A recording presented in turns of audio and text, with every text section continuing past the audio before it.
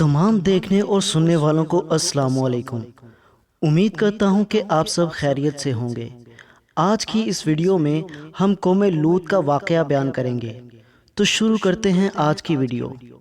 नाज़रीन, ये कौम उस इलाके में रहती थी जिसे आजकल शर्क़ उर्दन कहा जाता है और इराक़ व फ़लस्तीन के दरमियान वाक़या है। बाइबल में इस कौम के सदर मुकाम का नाम सदूम बताया गया है, जो या तो बहीरा मुर्दार के करीब किसी जगह वाक़या था या अब बहीरा मुर्दार में गर्क हो चुका है। सदूम के अलावा इनके 4 बड़े बड़े शहर और भी थे और इन शहरों के दरमियान का इलाका ऐसा गुलजार बना हुआ था कि मीलों तक बस एक बाग ही बाग था, जिसके जमाल को देखकर इंसान में मस्ती तारी होने लगती थी।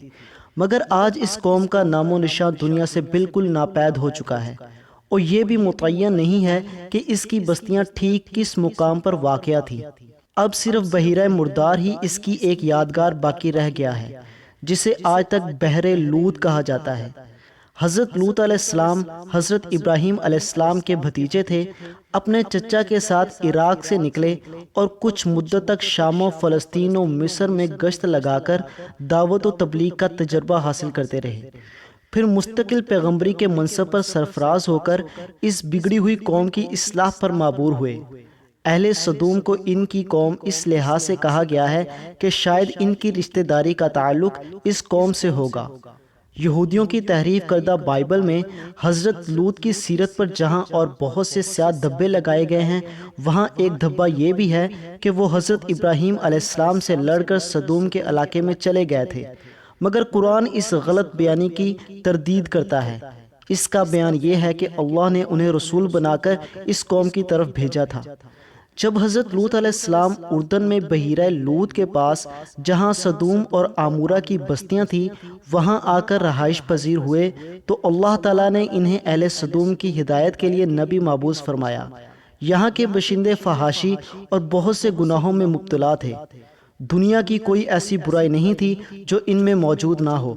ये दुनिया की सरकश और बद इखलाक कौम थी।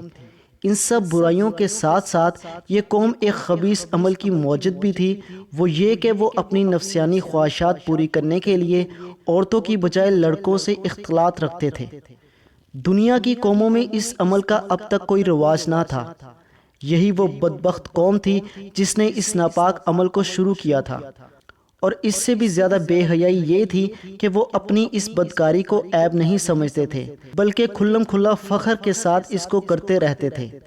इन हालात में हज़रत लूत अलैहिस्सलाम ने इस कौम को इनकी बेहयाइयों और बुराइयों पर मुलामत की और शराफत और तहारत की ज़िंदगी की रुग़बत दिलाई और हर मुमकिन तरीके से नरमी और प्यार से इन्हें समझाया और नसीहतें की और पिछली कौमों की बदअमालियों के नताइज और इन पर आए हुए अज़ाबात बताकर इबरत दिलाई।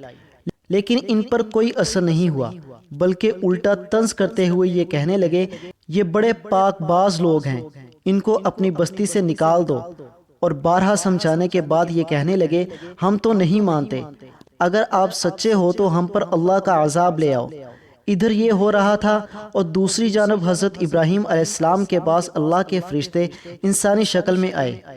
इब्राहीम अलैहिस्सलाम ने इन्हें मेहमान समझकर इनकी तवाज़ा करना चाहिए, लेकिन इन्होंने खाना खाने से इनकार कर दिया। ये देखकर हज़रत इब्राहीम अलैहिस्सलाम समझे कि ये कोई दुश्मन है जो हस्बे दस्तूर खाने से इनकार कर रहा है और परेशान से हो गए। तो मेहमानों ने कहा, आप घबराए नहीं, हम अल्लाह के फरिश्ते हैं, आपके लिए बेटे की बशारत लाए हैं और कौम लूत की तबाही के लिए भेजे गए हैं।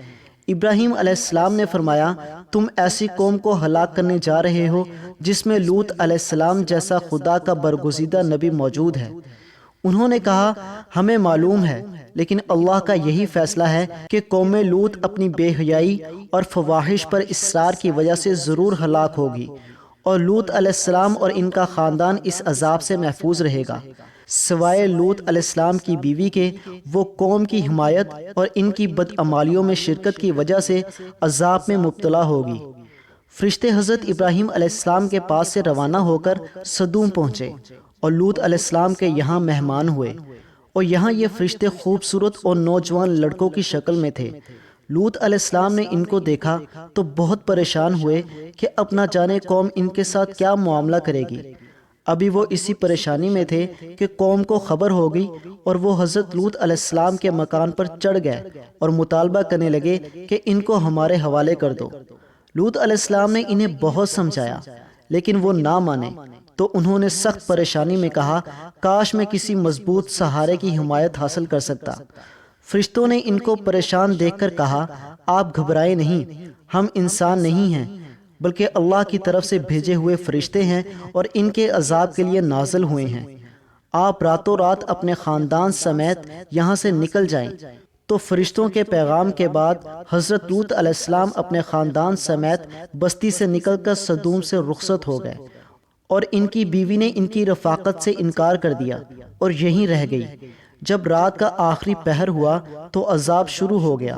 سب سے پہلے ایک سخت ہیت ناک چیخ نے ان کو تہہ و بالا کر دیا، پھر ان کی آبادی کو اوپر اٹھا کر زمین کی طرف الٹ دیا گیا، اور پھر اوپر سے پتھروں کی بارش نے ان کا نام و نشاں مٹا دیا، اور گزشتہ قوموں کی طرح یہ بھی اپنی سرکشی کی وجہ سے انجام کو پہنچے۔